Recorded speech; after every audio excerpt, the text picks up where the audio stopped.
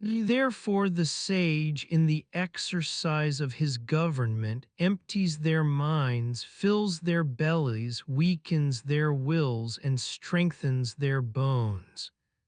He constantly tries to keep them without knowledge and without desire, and where there are those who have knowledge, to keep them from presuming to act on it.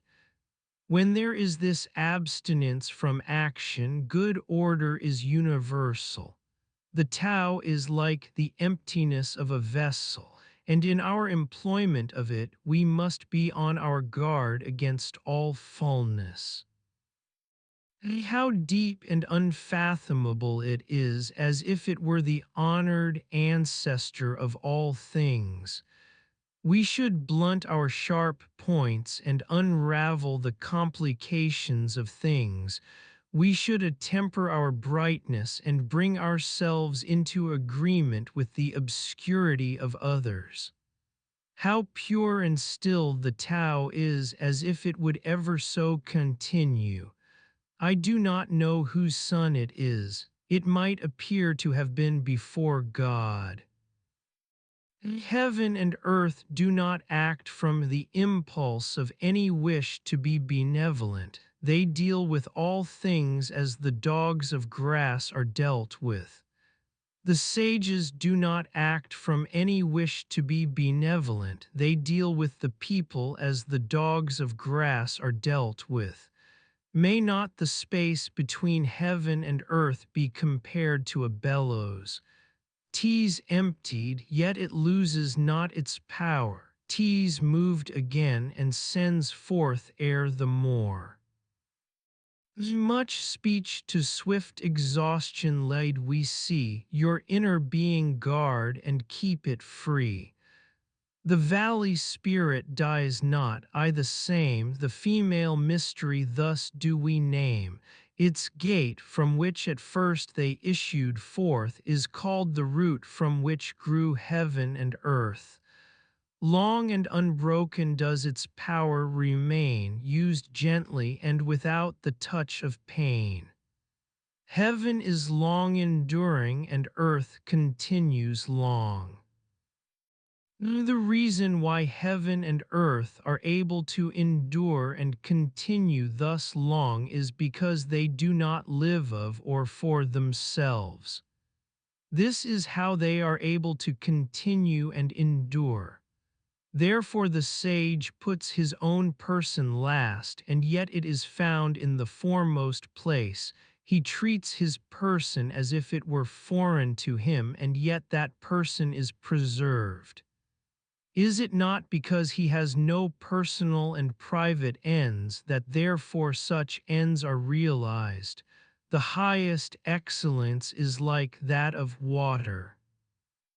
The excellence of water appears in its benefiting all things, and in its occupying without striving to the contrary, the low place which all men dislike. Hence its way is near to that of the Tao. The excellence of a residence is in the suitability of the place.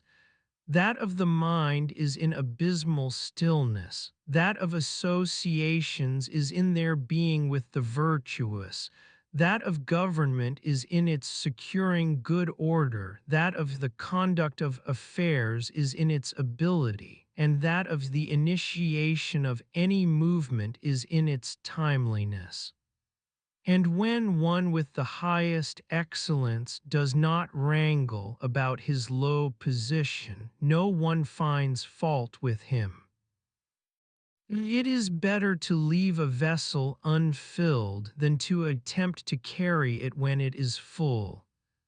If you keep feeling a point that has been sharpened, the point cannot long preserve its sharpness. When gold and jade fill the hall, their possessor cannot keep them safe. When wealth and honors lead to arrogancy, this brings its evil on itself. When the work is done and one's name is becoming distinguished, to withdraw into obscurity is the way of heaven. When the intelligent and animal souls are held together in one embrace, they can be kept from separating.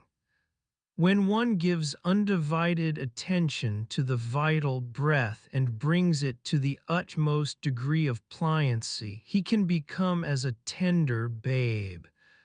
When he has cleansed away the most mysterious sights of his imagination, he can become without a flaw. In loving the people and ruling the state, cannot he proceed without any purpose of action?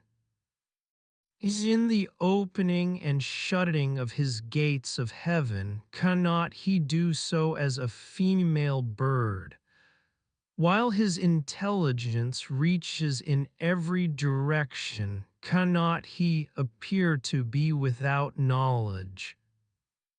The Tao produces all things and nourishes them. It produces them and does not claim them as its own. It does all and yet does not boast of it. It presides over all and yet does not control them. This is what is called the mysterious quality of the Tao. The 30 spokes unite in the one nave, but it is on the empty space for the axle that the use of the wheel depends. Clay is fashioned into vessels, but it is on their empty hollowness that their use depends. The door and windows are cut out from the walls to form an apartment, but it is on the empty space within that its use depends. Therefore, what has a positive existence serves for profitable adaptation, and what has not that for actual usefulness. Colors 5 hues from eyes their sight will take. Music's 5 notes the ears as deaf can make. The flavors 5 deprive the mouth of taste. The chariot course and the wild hunting waste make mad the mind, and objects rare and strange sought for men's conduct will to evil change. Therefore the sage seeks to satisfy the craving of the belly and not the insatiable longing of the eyes. He puts from him the latter and prefers to seek the former. Favor and disgrace would seem equally to be feared, honor and great calamity to be regarded as personal conditions of the same kind. What is meant by speaking thus of favor and disgrace?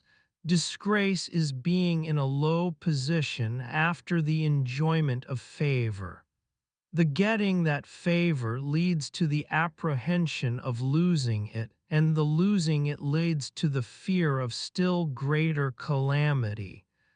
This is what is meant by saying that favor and disgrace would seem equally to be feared. And what is meant by saying that honor and great calamity are to be similarly regarded as personal conditions? What makes me liable to great calamity is my having the body which I call myself. If I had not the body, what great calamity could come to me?